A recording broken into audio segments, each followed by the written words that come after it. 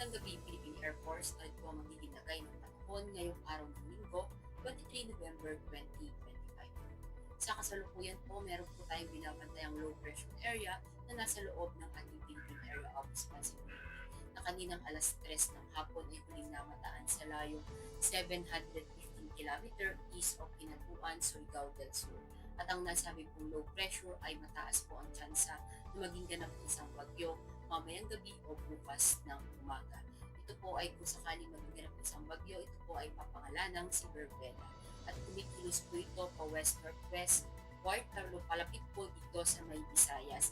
At babaybayin po nito ang Kabisayaan patungo po sa Northern Palawan bukas ng gabi hanggang sa Miyerkules. At dahil nga po sa tropikong low pressure na to, asahan po natin ang maulap na kalamitan, may mga kalat-kalat na pag-ulan, pagkulog at pagkidlat dito po sa Visayas, sa Northern Mindanao, sa Caraga, sa Davao Region, sa ibang parte ng Bicol Region, sa Zamboanga Peninsula.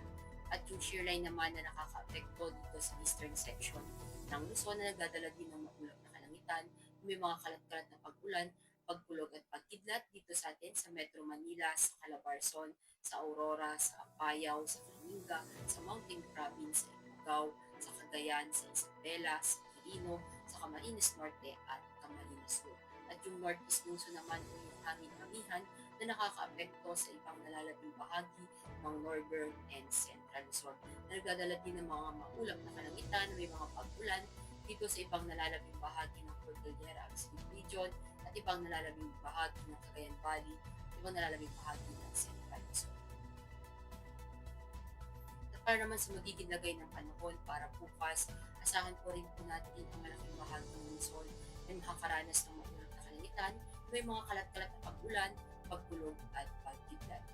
At ang Visayas, asahan din natin at ibang at malaking bahagi din ng Mindanao, partikular na dito sa may Cagayan de Oro, sa Davao at Zamboanga ang maulap din na kalangitan, may mga kalat-kalat na pag-ulan, pagkulog at pagkidlat.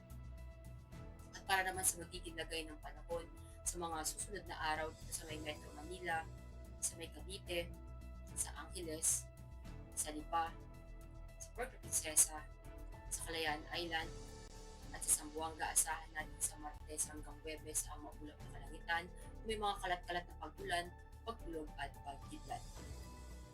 At sa Lapu-Lapu, asahan natin sa Martes at Miyerkules ang maulap na kalangitan, may mga kalat-kalat na pag-ulan, pagkulog at pagkidlat. At pagsapit ng Webes, asahan natin ang bahagyang maulap hanggang maulap na kalangitan, may mga punong pag-ulan, pagkulog at pagkidlat.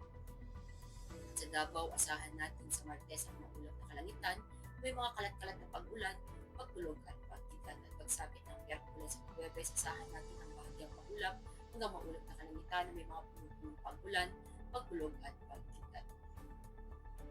Ang araw ay lulubog ng 17:24 at sisikat bukas ng 06:01. Para sa ating moon illumination, meron tayong 9% increase. At para manatiling updated sa lagay at taya ng panahon, i-follow lamang ang Air Force Weather Center sa aming mga social media accounts. At yan lamang po ang latest update natin sa weather sa ngalan ng aming commanding officer, si Colonel Alvin John Cugador, POP GSC. Ako si Sergeant Ashley M. Langan, Philippine Air Force, weather forecaster ng Air Force Weather Center. Muli, magandang gabi, Philippine Air Force.